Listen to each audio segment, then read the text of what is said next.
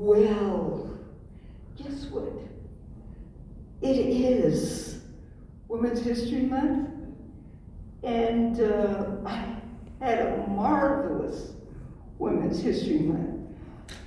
I mean, it was like no other Women's History Month I've ever had. Even though I had some spectacular ones, this one was exceptional. So what's really impressive is that I'm closing it out with two ladies, once again, that are extraordinary. So, with my artists here, and then later on, my urban gardener, what a way to close out Women's History Month. This is the only way to do it. All month long, I've interviewed extraordinary women making a difference, making history. Organizations that came together to make sure that they shared some of their knowledge and some of their tribulations to help other people. So now, everyone, this is the African American Museum and Library. I'm Vita Sola, the Museum Project Coordinator. And just to give you a little bit of history of this institution, we've been here for 21 years. We opened in 2002 of February. I came here 2002 of October. So sharing 21 years with AAMLO and my anniversary, 21 years, I am just ecstatic to be here. It hasn't been all easy. I've had some challenges. AAMLO's had many challenges, but we've come through them with flying colors. So, today, the wonderful artist that I have here today is really new to Oakland. In fact, when I met her, she says, "I'm from Kansas." And I said, "Oh, okay." And I said, "How long have you been here?" So she told me, and so I said, okay. So we chit-chat, and I have some roots in Kansas, some relatives in the past that lived in Kansas. So I knew about Kansas, but I didn't quite know about the part of Kansas that she's from. So right now, I'd like to welcome her to the city of Oakland, and I hope all of you will be respectful to her. And when you see her, because as beautiful as you are, as she is, and as beautiful as the city of Oakland is, you might see her walking down the street. And now, when you see this, you will recognize her. If you see her on the street, please welcome her to Oakland. Oakland is relatively pretty large. However, we don't want you to feel lonesome. We don't want you to go back to Kansas right now. We want you to stay here. So Satnam, welcome to the African American Museum and Library. Welcome to the beautiful city of Oakland. It has been my pleasure to meet you. I just met you, about a month ago? I believe it, yeah. And I feel that I've been knowing you for quite some time. So what I'd like for you to do now, this is my part I call up close and personal, okay? And if I get too personal, just say, hold it, Vita, hold it up, hold up, and I will yield to you, okay? So, but I'll try not to get too personal. But we need to know, not Satnam, the artist right now. We need to know the person, okay? So I want to know, what brought you to Oakland, California? Hello, everybody.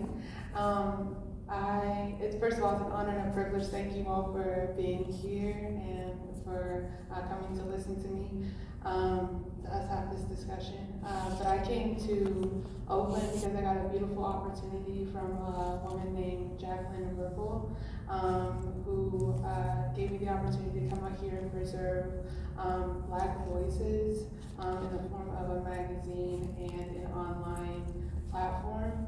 And we had decided that it was something that it would be good to do together, and that was something that she wanted me here for.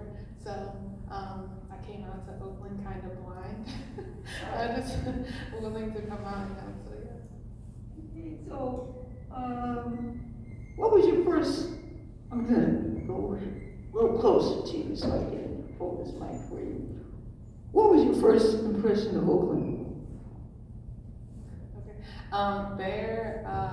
My first impression of Oakland was when I got off the plane and I saw the water, and I think it was really like the energy that I felt here. It felt like less dense, more airy, and then I saw the water and I was like, oh yeah, like this is very much a flowy place. But as I got into it, like into the actual city, there's like this hustle and bustle of Oakland that is also like very calm. It's a very interesting balance, which has also been inspiring since I've been here. I see. So, you know, when people talk about the hustle and bustle of Oakland, yes, I witnessed that myself when I first. I'm actually from Southern California, and Southern California is the pace is. If you think the hustle bustle here in Oakland is something, visit Southern California. Okay.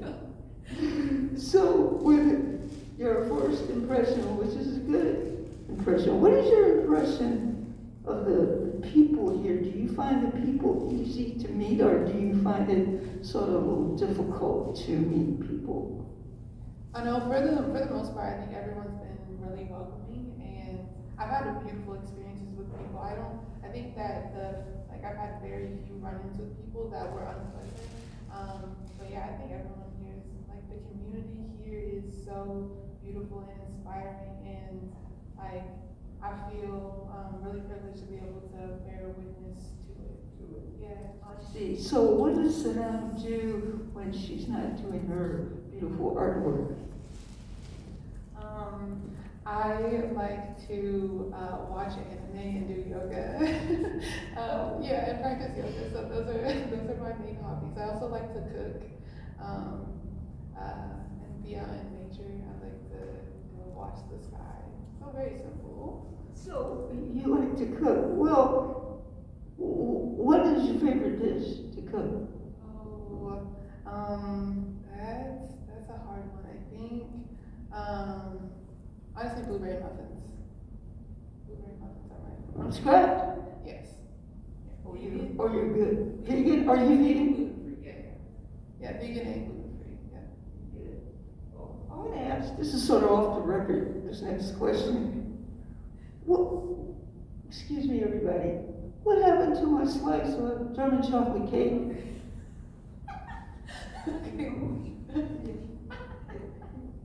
I have to do it over the microphone? Okay, so I did make it. I am gonna remake it because the recipe that my mom gave me was one of a box cake, and when I tasted it, it wasn't what I wanted it to. Right, and I didn't want to share it with anybody because it wasn't up to par. So I did. But I am gonna make another one. Now I know how to make it, but I'm gonna make it from scratch because it's gonna be better. You didn't have to call me out like that. In public too. Okay, so, all right, so let's get back to the subject at hand. So now, as an artist, what inspires you to become an artist? I understand you write poems as well. Is that correct? Yes. Yeah, I write poems, but my biggest inspiration, I think, I don't even know that I don't know if it's inspiration, but I'd say that my intention moving through my art and my poems is to allow like the Spirit of God to move through me. And so. Okay, so you must be very popular, and you just made it to Oakland. It's my This way. it's my alarm. It goes off every day at 12:34. It's just I was born at 12:34, so just a reminder that every day starts over. You know, so that. So can you repeat that again? Yeah. It reminds you because That every day is a new day, and like really we're reborn every day. So my time of birth, I put it as an alarm, just as a little reminder that like whatever happened yesterday, you can let it go because today's a new day. do you have a poem that you've written that address that? I have a poem that's like it's called "May I Surrender to My Purpose." I do. You want me to read it? Yes, I would love for you to read it. You know, and I like it because you said, would you like for me to read it? Because some artists say, well, I'm not prepared. But being an artist as you are, I was quite sure that you would be prepared. So I'm really excited to hear some of your poems that you've written. Now, I've seen some of your artwork, and it's amazing. Now, you have incorporated your artwork with your poems as well. Yes. Okay, and I find that outstanding. So, you're going to read a little bit for us? Yeah, I can. Okay. I'll read like a couple lines at the end. So, I pray that in this life before I have died, my love, my peace, my joy spill out from me in a way that reminds those who are keen at forgetting. And speaking of forgetting, I pray that every day I am alive, I allow the pain of yesterday to move through me as a way to surrender to my heart's childlike tendencies. May my heart never grow cold. May my heart never age from gripping tightly to the past or to things that didn't last. May I surrender to my purpose, which is here and now, because destiny is daily, the way the moon surrenders at dawn. May I surrender to my purpose, which is here and now, because destiny is daily, the way the sun surrenders at dusk. And when did you write that? Is that something that you wrote years ago or most recently? I wrote it last summer while I was watching the sunrise. Wonderful. Sunrise. So you're in nature. Yes, ma'am. Yes, ma'am. Every day. You have another one you'd like to share with us? I think the other two are in the actual presentation. Oh, it is. Okay. So now, tell me about the artwork. It's mixed media, I understand, right? Okay, tell me about your artwork. Okay, so most of the materials that I use in the artwork are actually recycled. I got a lot of donations from people in my community that found out that I liked doing art, and so they gave me like canvases. I like to say that the door I painted was like how I reconnected to my inner child, because I was living in my mom's basement and she didn't know I was gonna paint it, and so it's like one of those taboo things. And so I honestly, if I can get my hands on some paint, then I'm gonna paint what's in front of me. But I also went out to my local like nature reserve, and I went and foraged some wood. I used some things from my niece's baby shower, incorporated it into my art so that she could be a part of it. Some of the stuff is like sculpture and clay, like the revolution on the top of the painting called Revolution. Revolution, that's clay. I sometimes use like chains, really whatever I can find to get my hand on. I'm a texture person, so like when you feel the artwork, you can like, it's just, I don't know, I like the feeling of it. Yeah, I like it when I want people to be able to interact with the work. Now, I understand that you haven't brought your artwork here at this time. Do you plan on bringing it here? Yes, I plan on getting a studio, or preferably a studio to house my artwork in so I can continue to do work. So are you going to allow AAMLO to perhaps do an exhibition on your artwork? Yes. You know, I might let you keep the door. 'Cause Good, good, good. Also, let me, I think I introduced you to a name, and the name was Milton Bowen. Milton Bowen is a fine artist, and I've done several of his exhibitions here. And when you talk about doors, painting doors, I shared with you 2 doors that are actually in my archives department. They were painted by Milton. What was your first impression? My first impression was, honestly, it felt like a sigh of relief, because it felt like, because my artwork is oftentimes like felt really misunderstood. But when I saw it, I was like, oh, somebody gets it, because like that's what I do. But it was also inspiring, because when we like come in contact with the truth and are willing like put it on the canvas like that, it's really moving.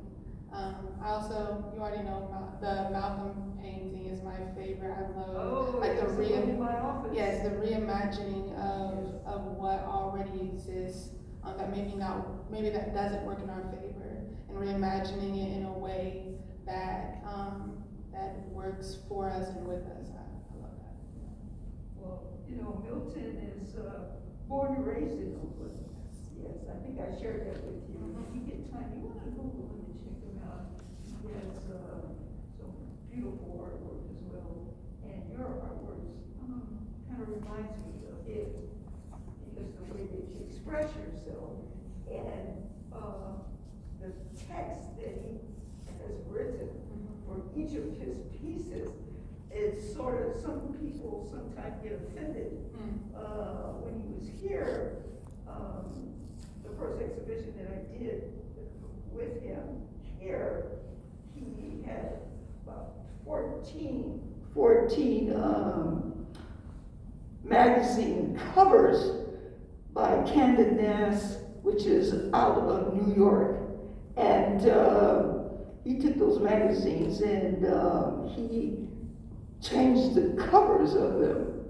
And the one that you see in my office is the cover of the Times magazine with Malcolm X on it. However, his text is totally from here and from his heart. And so there were quite a few people who got a little offended with the exhibition because they were familiar with Condé Nast, and Condé Nast CEO got wind of that. So it created a little controversial, situation which we had to handle. Are you worried about people, how they look at your collection, and if they will be, you think they'll become offended? Have you ever encountered that? Yeah, I think that when like you call into question systems of oppression and flip them on your head, I think that it's kind of normal that people find it offensive, and I honestly kind of revel in the controversy of it all, because I think that to be controversial in a time where it's normal to be complicit against like everyday violence or global violence, and I think that like being able to address systems and ideologies in a way that's meaningful for us, and honestly controversy sparks dialogue, and dialogue is how we move forward. I think that a lot of times people are afraid to have the conversations, and art provokes those conversations in a way that ignites. So like when people are, I guess, like if people got offended by my work, I think I would be more likely to engage with them and like really ask them why, what is offensive, and really like get to the crux of it, because it's not me and my art that's offensive. You're having a negative reaction because of like a belief that you hold. And so I'll rattle it a little bit. Yes, and another point I want to make is that I have this problem many times with media, and that is being a research institution here for African American history and culture, and pretty much Oakland, we're talking about Oakland. That is where the history of Oakland in the Bay Area, but it's centered around Oakland. So when the media calls and wants to come by, it's like they always ask, well, we want to see the Black Panther papers. Oakland is more than the Black Panther papers. So I talked with an artist yesterday, and he had the same problem, which was really neat to talk with him, because he says that the media takes certain things and they blow them up. But if you never introduce something new, then that particular subject matter or artwork, no one gets to hear about that artist or that particular object. So you have to start somewhere. So he and I had a long discussion, and I say that because what you and Milton have so much in common when it comes to that, is that he didn't care whether people were going to stand him up in front of a crowd and, try to bring his artwork down for what he said. But it is, we here in the United States of America, we are free to say what we want to say. This is freedom of speech. So when I have his artwork here, and people come in from New York, from Condé Nast, and they tell me I have to take that artwork down because they don't like it, that's not happening here. It's free speech. So I appreciate what you're doing with your artwork, and I know we're gonna be able to see some slides of your artwork, and I'm excited. This is gonna be my first time really seeing a lot of your collection. So I'm excited, and I know everybody else is here, and so are you ready for that? Sounds good to me. Okay, let's set you up. Now, as we get set up, we have my library assistant, Marco Frazier, here, and Marco's been here almost as long as I have, and we do a lot of tours here at the African American Museum and Library. However, on Saturday, if one person comes in or 100 people come in, we will give you a tour. Marco is more willing to give you a tour of this institution. Other tours, like for family reunions and other organizations that particularly are interested in having a certain date to have a tour or a certain time, you'd have to call in and ask for Marco. Marco, did you want to kind of tap into what I'm seeing?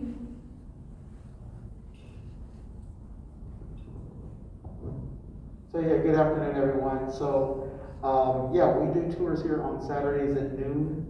We do appointment tours during the week.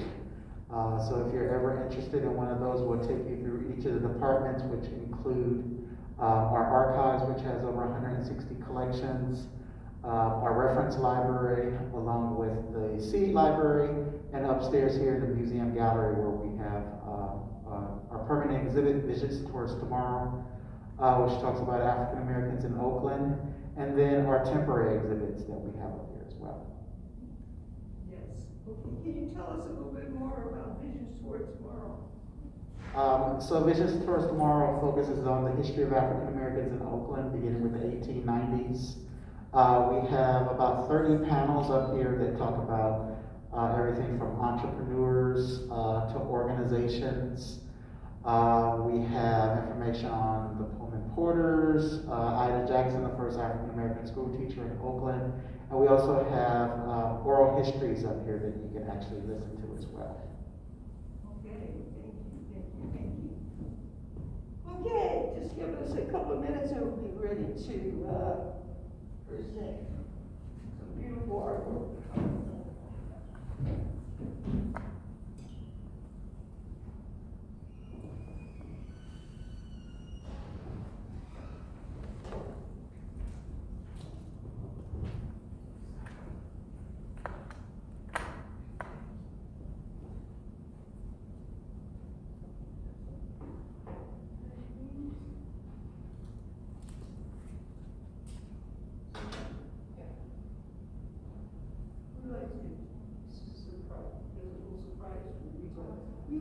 We want people to know a little bit more about you. So we like to read your bio, if you don't mind. Okay, yeah. Can we do that now?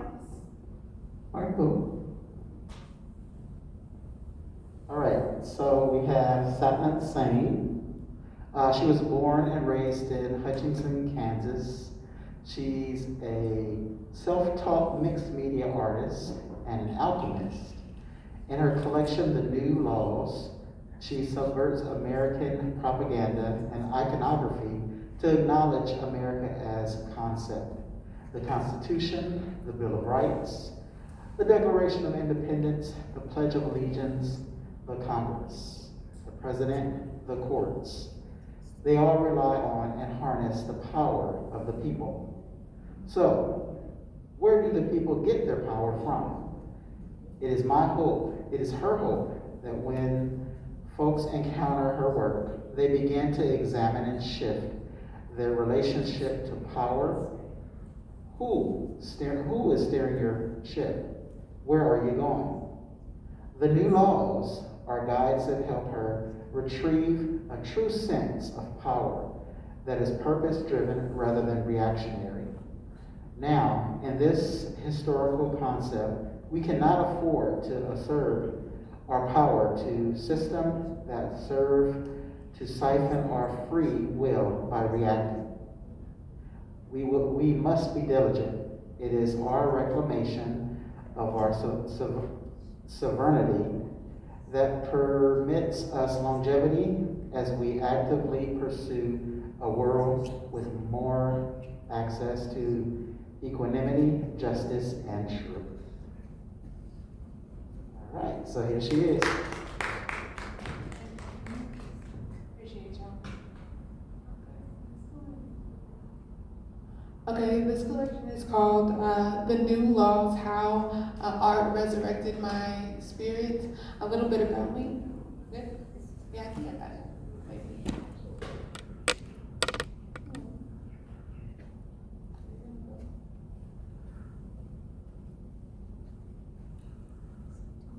Maybe I didn't do this. But a little bit about me. In 2019, I lost a lot of my hope in the world, and also lost my ability to feel like I could change anything. And that was the year that I attempted suicide. And the year after that was the year that I picked up a paintbrush, and it helped me to regain my sense of self. Will you do me a favor and push the button? And during that time, I started reading Black Nihilism and the Politics of Hope by Dr. Calvin Warren. And in it, Dr. Calvin Warren talks about the difference between political and spiritual hope. And at the end of reading this, I was left with the question of what is power? And you can go ahead. Yes, and one more time. And I was left with the difference between political power and spiritual power. For me, political power meant all of the ambitious things. While I was in college, I was the head of 5 organizations. I was heavily involved in the community, and I also had the aspiration of becoming a lawyer. And that was all about the political power, my ability to provide on this plane and to achieve in the reality that we all exist in. But I needed to develop and get in touch with my spiritual power, which is the energy that allows us to lead from the inside out. So yes, we can still have accomplishments, but the place where those accomplishments come from are not due to external rewards, but rather an internal sense of self. And we can go ahead and click. I think the most recent, and one more time, The most recent example of this on like a big scale is the Kendrick Lamar performance at the Super Bowl halftime show. The sketch provides a wonderful layout and explanation for the great American game. In it, Uncle Sam, which is the political power, sets the stage, makes all of the rules, and also delves out all punishments. But Kendrick Lamar uses his spiritual power through his creativity, and also through his deciding how he's going to play the game. Through it, we see him like coming to terms with the death of like his friends, and also just the conditions that Black people exist in. But throughout it and at the end, we see him still retain his sense of self, and that is spiritual power. You can go ahead next. Boom. Sankofa, when I came in contact with the word Sankofa, which means, and you can click, which means the ability to retrieve what has been lost, I realized that I needed to reconnect with with the original sense of self that I had, which is why there's a baby picture up there, because there is this like sunshine, this light that emanates from all of us that unfortunately sometimes gets buried by the weight of the world. You can go ahead and go next. And one more. So to speak about the resurrection of a Black spirit, we have to discuss and face how a Black spirit gets buried. And go ahead. And so this first piece in this collection, click 2 more times. 1 more, there we go. It's called An Act of Self-Betrayal.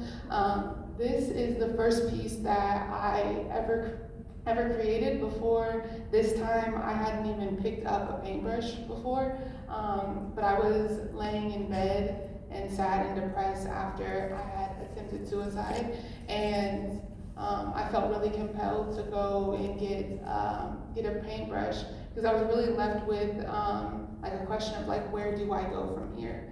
And the first step to where do I go from here, and I think that that's true of both my personal life and it's also indicative of how we move forward in the world right now, is that we have to face the truth of the experience that exists now. And so I painted this, and a little bit like about the specifics of the painting.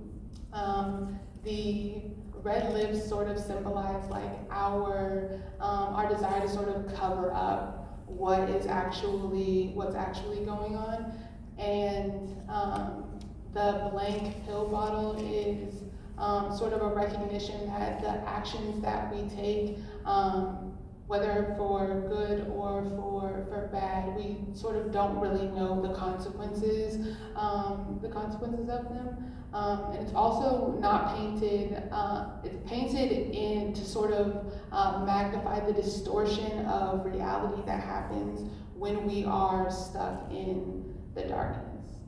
Does anybody have any questions, comments, concerns about this piece? Yes? What are the symbols behind the yellow dots? Okay, yeah, so I drew a pill for every pill that I took, and within them I created sigils of like protection for myself, to remind myself that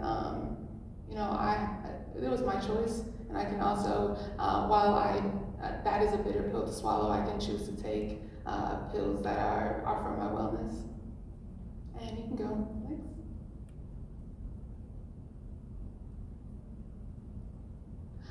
This piece is called Margaret Garner, and it was written after Roe v. Wade was overturned. And so Margaret Garner is she was born an enslaved woman. Toni Morrison wrote Beloved based off of Margaret Garner. So when she ran away, she took 3 of her children, and she ended up killing her children because she didn't want them to return to slavery. But in real life, Margaret Garner was tried, and the North wanted to try her for murder, and the South wanted to try her for property theft. And in this case, we can see like that there is just a severe misunderstanding of the circumstances, right? Which is the same thing with Roe v. Wade. the question always comes up is, how do you choose that, right? And so it's, to be Black and to be female in a lot of circumstances, especially as it pertains to the law, because it's not written for you. You stand in this in-between space where you are unintelligible. Your knowledge and what you have to say and your lived experience often gets denied. And I saw the parallels between Margaret Garner's case and conservatives really like harping on females about their choices with their bodies. Any questions, comments, concerns about this piece? All right, we can move on. This says, for we wrestle not against flesh and blood, but against principalities, against the rulers of darkness of the world, against spiritual wickedness in high places. After I worked on that piece, I began to realize that, not began to realize, but really came in contact with the reality that if we couldn't rely on the law, then we had to rely on ourselves. And this Ephesians 6:12 kept popping up, and it's like, how do we like harness the power of self-determination, even in the face of laws that tell us you don't get to exist, you don't get to be unless we say so. We can go next.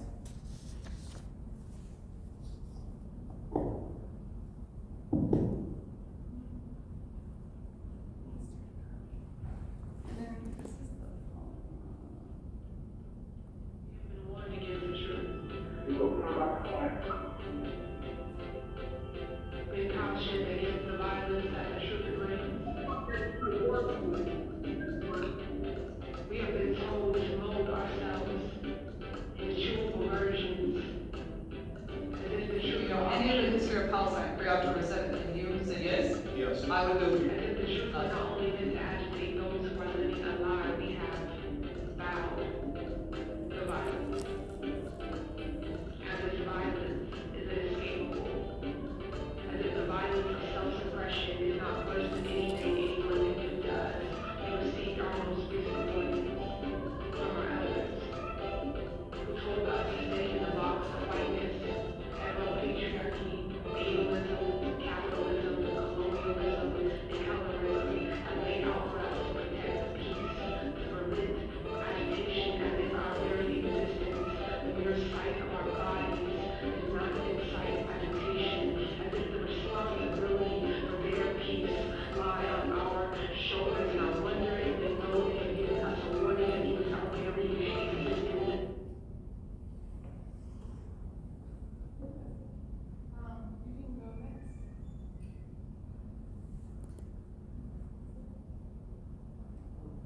So this piece is called The New Constitution. As Vita mentioned, we have, most of my artwork has poems to go along with it. This is the door that connected me with my inner child, and we'll zoom in so that way you all can see some specifics. But you know, I called into question of like, how do we sort of reclaim our power, the narrative against like this country that was basically built against us. And so I feel like in true Black femme fashion, I turned to poetry and rewrote the Constitution, which is recognizing the value of like truth in our power to exist beyond the confines of this realm.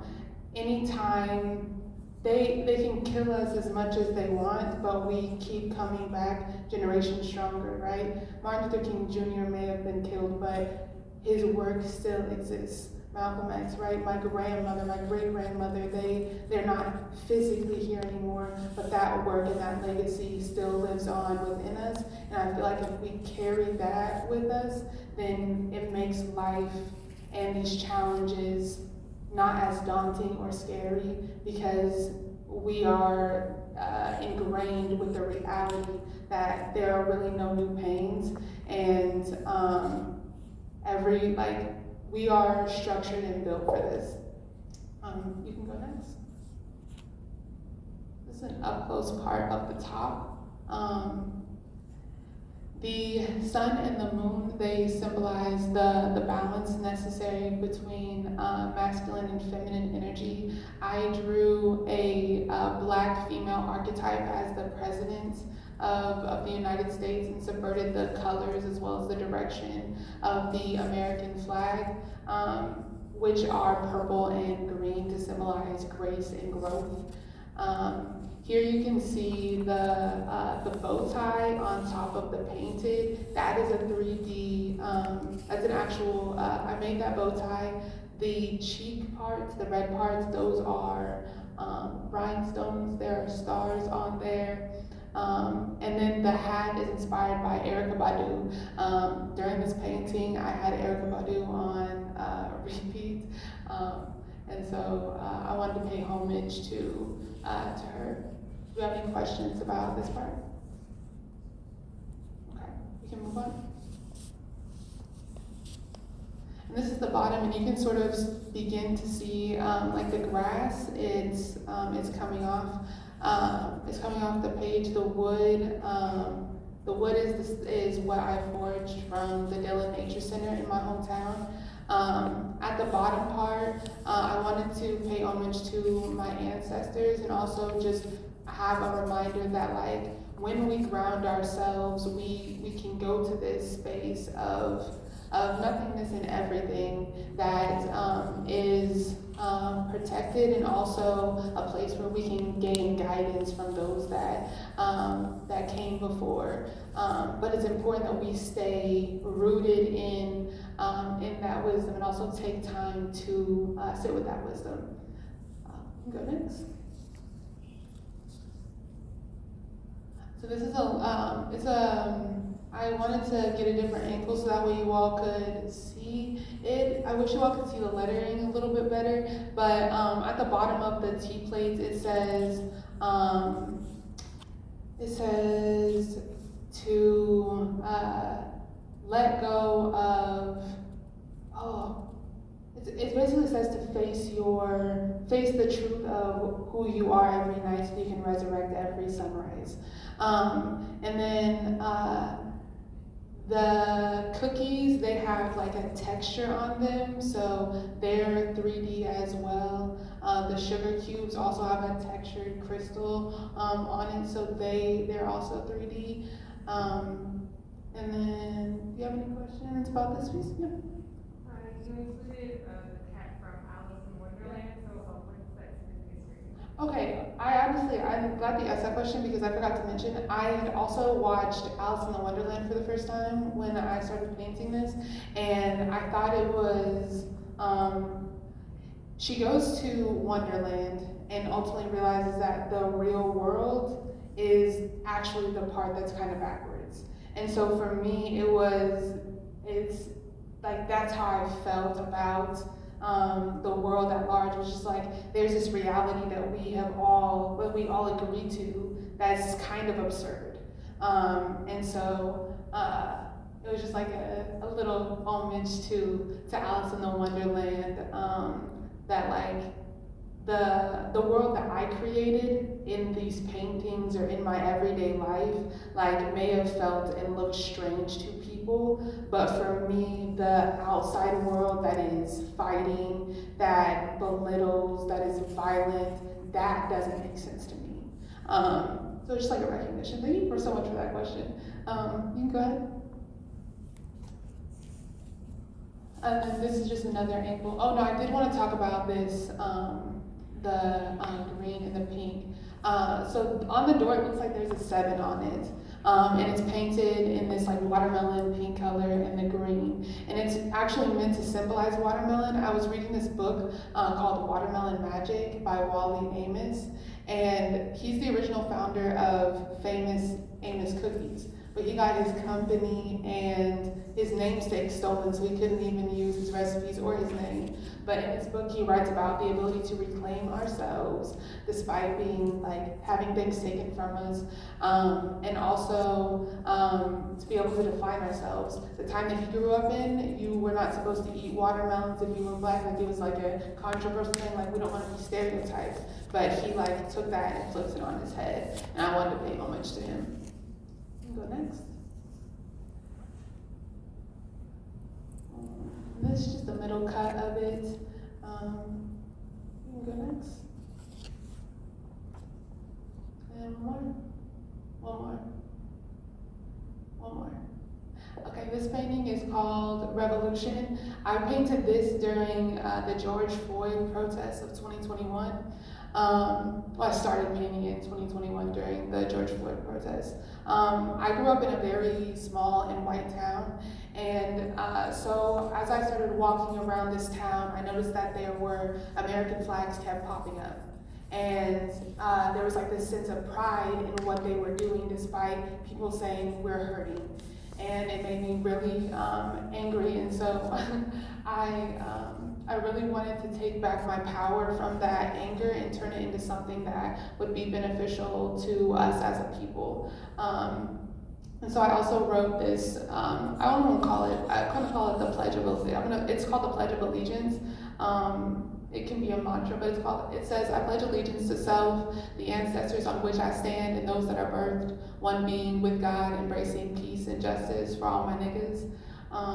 This is also a reclamation because I don't know how you all grew up, but in school, I had to say the Pledge of Allegiance every day. And for me, that felt like they were indoctrinating me to betray myself. And so I wanted to create a mantra, a pledge for my people that sort of subverted that attempt. And also I came to realize that we can talk about destroying the government, we can talk about destroying systems, but if we don't have a vision for what that future looks like, then it's not even just like what it looks like in the physical realm, but how we feel in that future. Then we lack vision and lack sustainability. You can go next. I think one more. I'm sorry, two more. Oh, there you go. This one's called the Declaration of Independence, again, along with the theme of reclaiming our independence. This is about, this piece is about our ability to stand sovereignly and also to deal with to take I don't want to say take responsibility, but to acknowledge that the pain that's been inflicted upon us is ultimately ours to deal with. And that in dealing with that, we are able to save future generations. I noticed that in my family and in life, the biggest issue is that when we get hurt, sometimes we don't deal with it, so then we replicate those circumstances. And that, for me, that even happens sometimes in the Black community when we replicate like capitalism or misogyny, because we're not actually dealing with those issues. We're just saying we want X. But we need to start dealing with like the things that are underneath, the things that not just cause ourselves pain, but also force us to suppress like each other. Okay, we can go next. And two more? Okay, two more. This is called Focus. There was a while where I was listening to, I tried to go through a lot of Martin Luther King Jr.'s archival speeches to find, to remember a sense of self and also to gain the wisdom. This is called Focus. The quote says, even though I found myself taking my body to the back of the bus, I always left my mind at the front row, and I said one of these days I'm going to move my body where my mind is. And I think that, Martin Luther King Jr. is really talking about manifestation when he's talking about this, because he's saying that regardless of your circumstances here and now, if you keep your mind focused on what you desire, then you can achieve. And I felt like, Martin Luther King, he did exactly what he said. He said, I'm going to put my body in the front of the bus, and he did exactly as he said he was going to do. And that is, that's one of the ways that we take back our power is our focus. And I thought it was a really good reminder. Any questions about this? Okay, you can go next. And this is the last piece. This is called Among the Stars. This is actually one of my favorite pieces. I also leaned heavily on Harriet Tubman, Sojourner Truth, Shirley Chisholm, and Audre Lorde as I journeyed through this collection, and I wanted to pay homage to what that meant and what that really looked like for me. And if you've seen Avatar: The Last Airbender, then you'll recognize this scene. During this scene, Aang, which is the Avatar, is asked to let go of the real world and is asked to connect to a spiritual plane of existence that allows him to tap into his power. And I feel like when our Black foremothers ask us to imagine a future beyond what exists now, I feel like that's what they're asking us to do. They're asking us to let go of the reality of what we know and push forward to create a reality that we want to see. You can go next.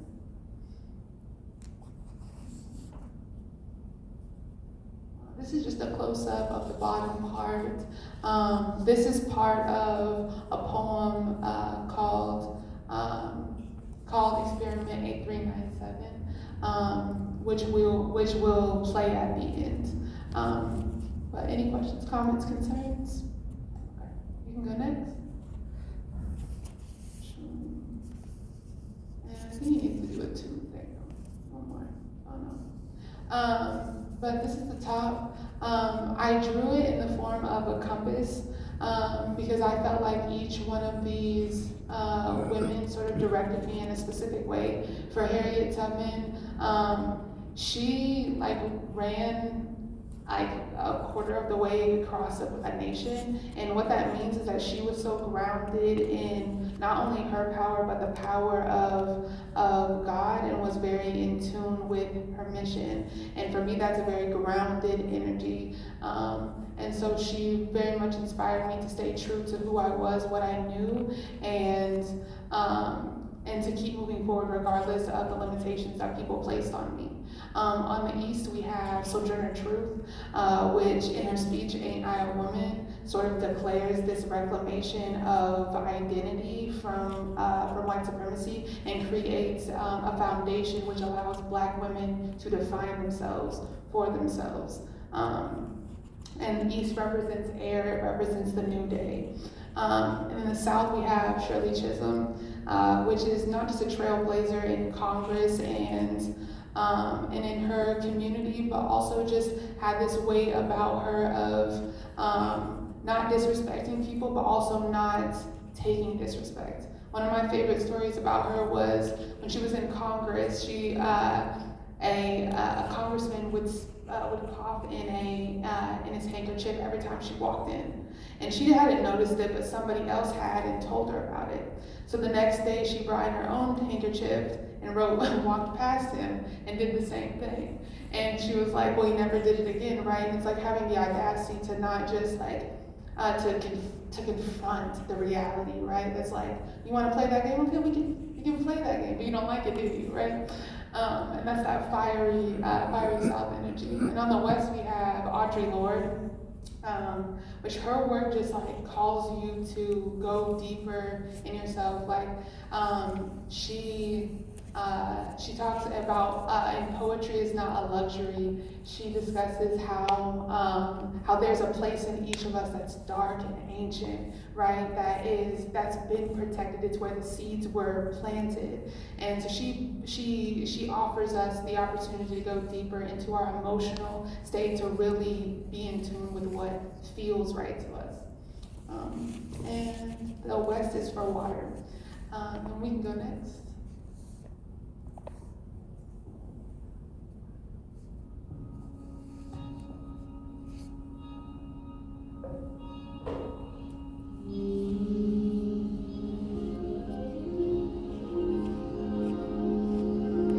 If there is one thing that all this pain in the world has given me is a beautiful cry.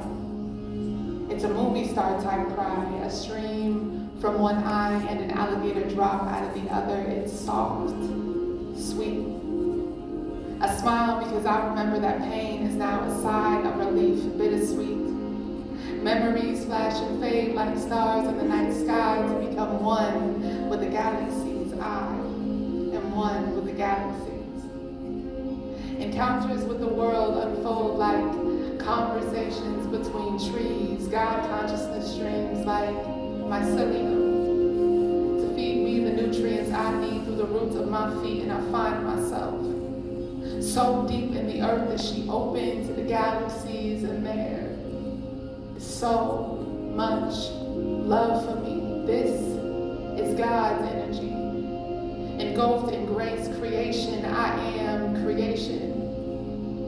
The Creator's energy flows through me. It's no bad vibes, I'm just being me, and my heart speaks for me. Respectfully and truthfully, this is alchemy. Action and reaction, this is scientific discovery. God, the scientist, my life the experiment, and my only option is to expand with each and every experience, and creating holds the truth, and truth reveals the key to infinitely expanding my awareness. And as for me, well, I choose to see that I am you and you are me, but I am me and you are you, and between us is oneness and absolute divinity.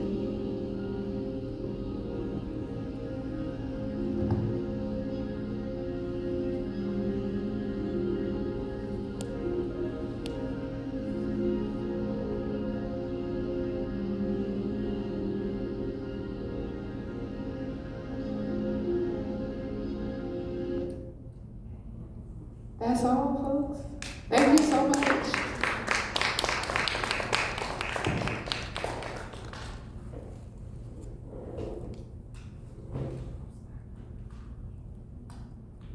Thank you so much. I appreciate you. All I can say is, wow, this was amazing. It was a beautiful experience. Thank you for sharing this deep in your heart and soul. Bring it to life. Oh, thank you so much for saying that. I appreciate it. I'm glad that you. I'm crying. 37 months speechless. I'm crying. Your art is totally awesome. It is saying so much. And you know, like we always talk about, it's here at AAMLO, we love to educate, but we like to entertain and educate. And when I see a lot of artwork, but it really just blows me away. When you have artwork that is entertaining, but is also educating you, that's totally awesome. My question to you is this.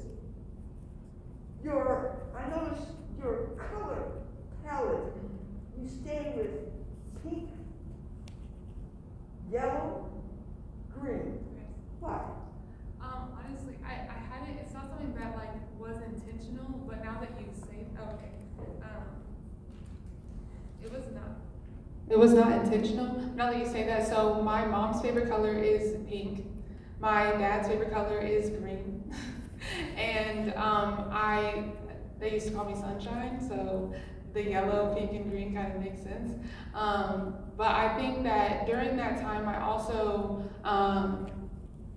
in terms of like movements, I feel like we are so gray sometimes as a society, and I feel like especially when we're talking about serious things, like it has to be like black and white, or it has to be like dull. And so for me, I really wanted to use color to tap into to the whimsical and beautiful aspect of like really creating your own world. But also I did it because I wanted to tap into like the feminine energy of like brightness, and you know, I wanted to bring some color to the movement.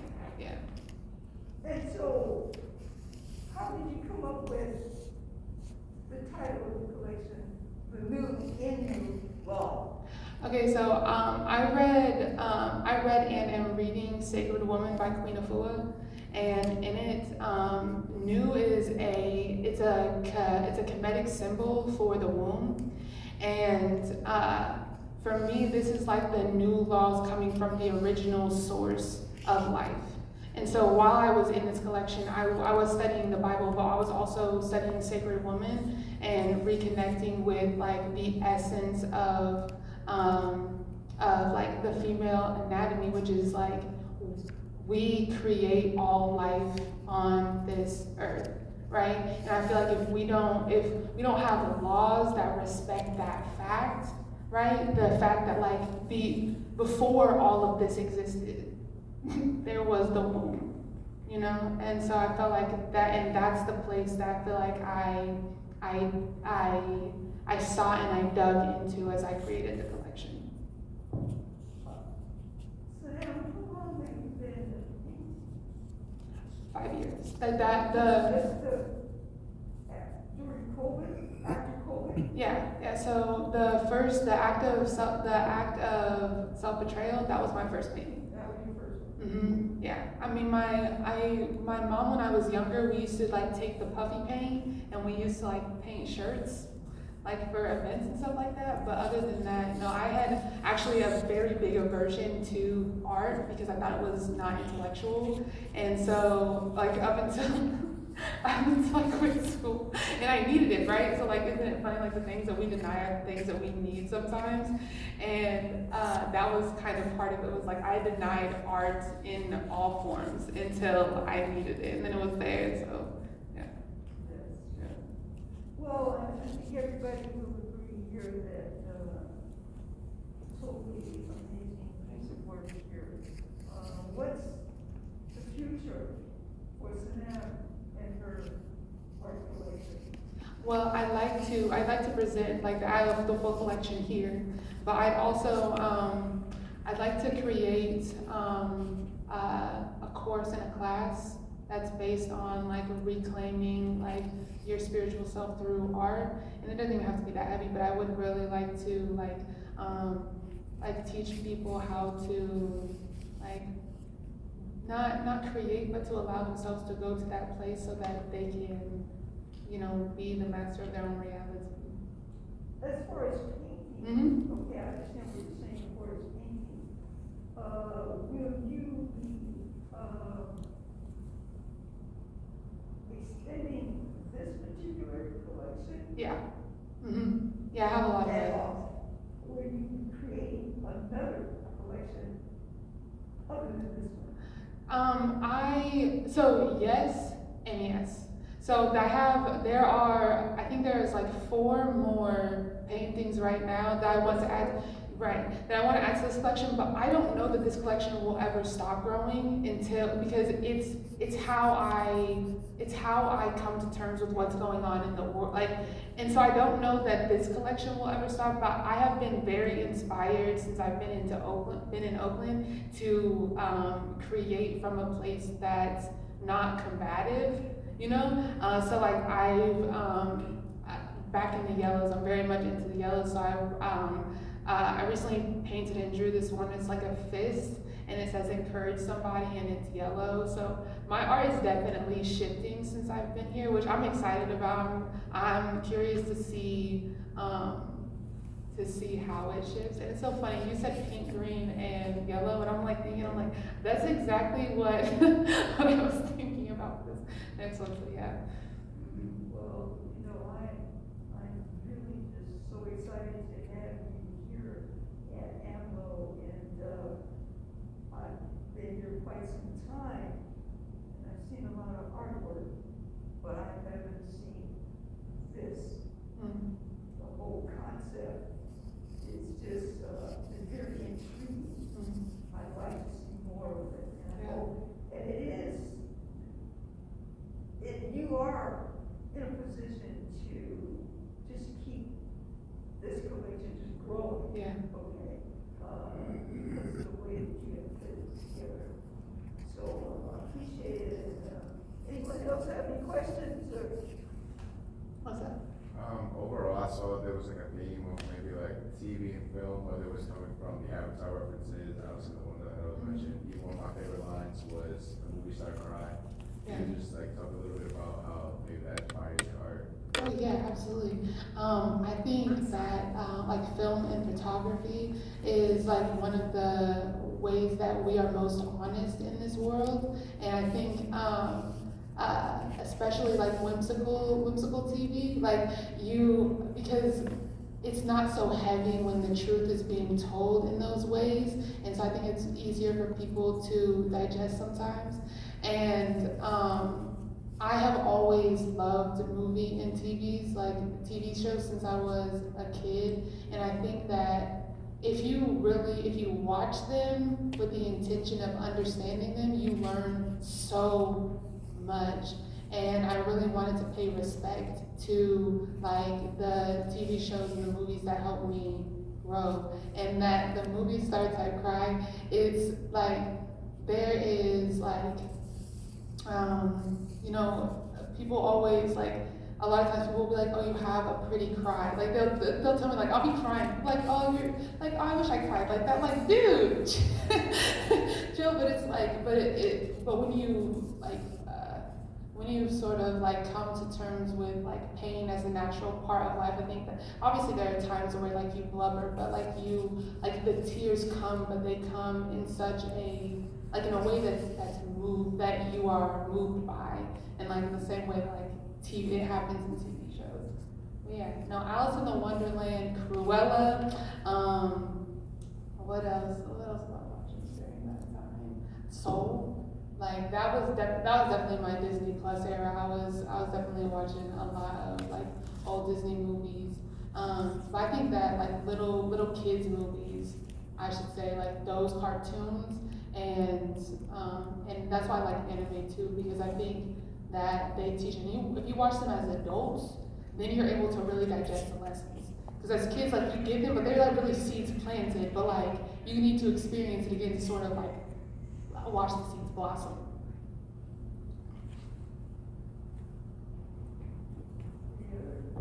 Comments? Thank y'all so much. I appreciate every single one of you. Thank you. Well, you know, like I said, we were saying in the talk a little later on, that thank you so much for, putting this together.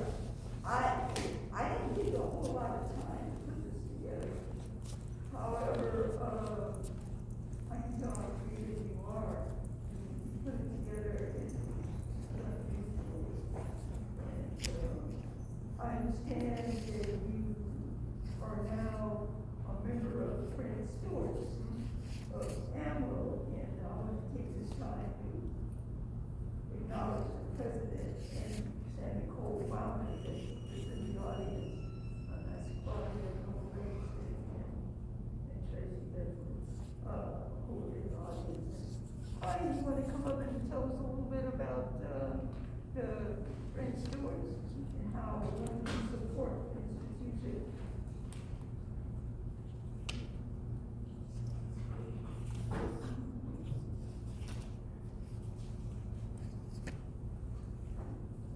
Wow, good evening, afternoon, I feel like evening. I just want to say, Satnam, that was amazing. I really enjoyed seeing your art on your presentation. I can't wait to actually see it in person. That's right. Yeah, and the symbolisms, and it's just really, just blew my mind. Yes, thank you. And thank you everyone for being here. As Vita mentioned, I'm Claudia Noble Livingston, and I'm the president of the Friends Stewards of the African American Museum and Library in Oakland. And Satnam is a member. We're proud to have you as a member.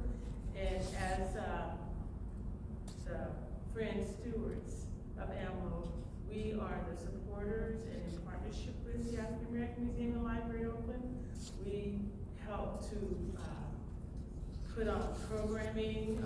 We also bring in our youth and have them part of our student internship program.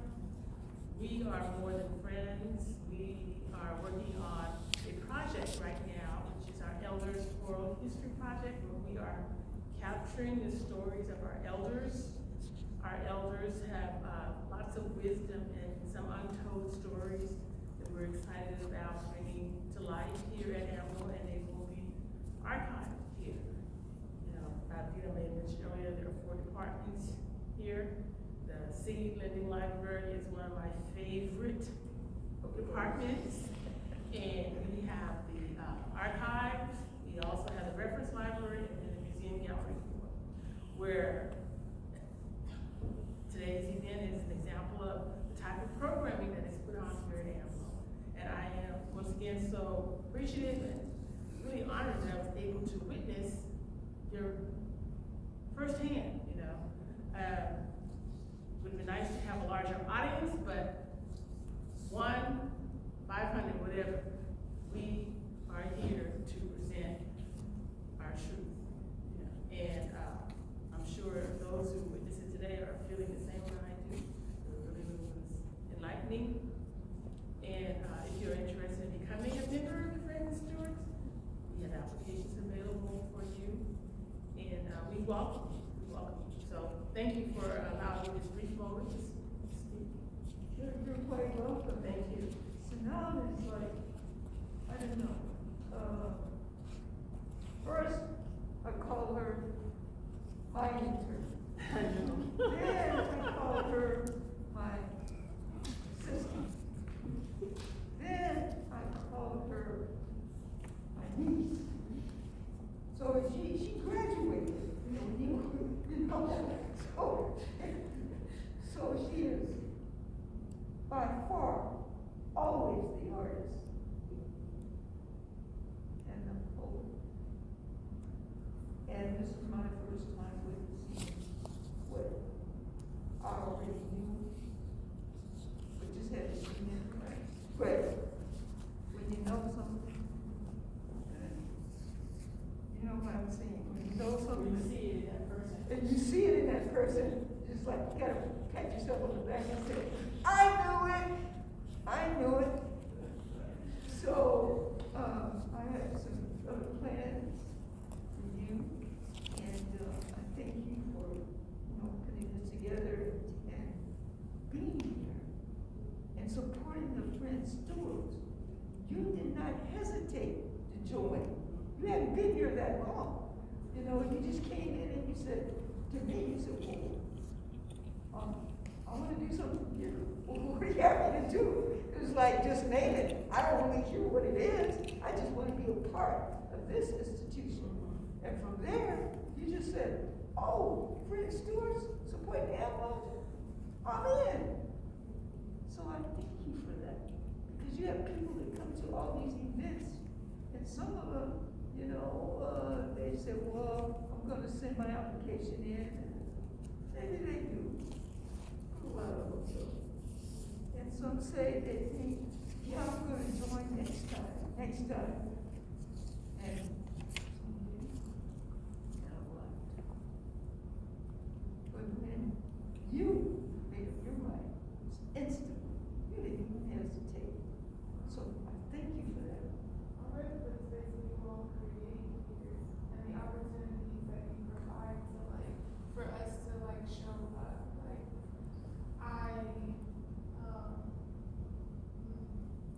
It's so meaningful to just be a part. The last time I came here was just putting the seeds in the container, and that man came in and got some seeds. That feeling of just it's just a small thing. I'm just putting seeds in there, but that helps somebody, have food in the future. That means something. So I'm grateful. The oral history project, being able to be in those rooms or just helping set up, helping decide on money, whatever. All of these things, being able to watch, participate, learn from you all, the community that you all have created, and what you all are doing is, I see how meaningful it is. It means so much to me, and also future generations. Even think that you can place. Yeah, and that's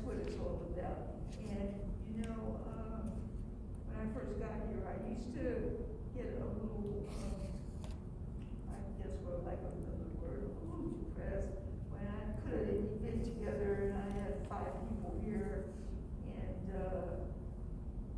but I used to talk to myself and I said, are you, because you only have 5 people here, Rita, when you do your next event, are you gonna slack up on what you're doing? Because you only have 5 people? I said, no way. I put just as much effort in everything that I do here. So if I have 5 people, 100 people, 10,000 people, doesn't matter. They're gonna get the same quality. And so with you, I'm saying that, yeah, we had a small group here today, but the ones that were here witnessed what you just did. Tell me about it. This, you're gonna remember this. They're gonna remember this. You're gonna make your mark. I appreciate you saying that. No, I'm great. It would have just been me and Aaron who were talking. It would, I was focusing. I did things and talk. So like, I'm used to like me, one other person, right? What I gotta say. So, but I'm very grateful. I'm glad that everybody took something from it and learned something. One of the something that I just mentioned, so I started this research when I was 15. What? I've been working on this research since I was 15 years old. I'm 27. I'm up to 28 in August. That's 13 years. Yes. And this is the first time I've ever presented it in any type of like organized fashion. And so it was just like I was reflecting on that this morning. I was getting scared. Were you, yeah, you were very comfortable? Yeah, your presentation. Yeah. I think that's like, that's why I said I was really glad to be able to go through it because it reminded me of what I already knew but kind of forgot. And I went through it, I was like, man, I shouldn't be nervous because I did, this is why I did. Yeah, thank you. It was just totally amazing and, wow. It's it. I knew you were very special. I knew you had it in you. And for me to actually see it, I feel really good about it too because, I'm saying to myself, wow, you were right. I'm not always right. But I'm right this time, for sure. So you keep on doing what you're doing and, we talk often. And my main thing is to, as I told you, stay focused. There's a lot of stuff going up here in the world, as you already recognize it. And we can't let that turn our heads from what we actually, who we are, and what we represent, and what our goal is. That is crucial. And it takes you to be very strong to not let this world turn your head. Gotta be strong. Yeah. So you're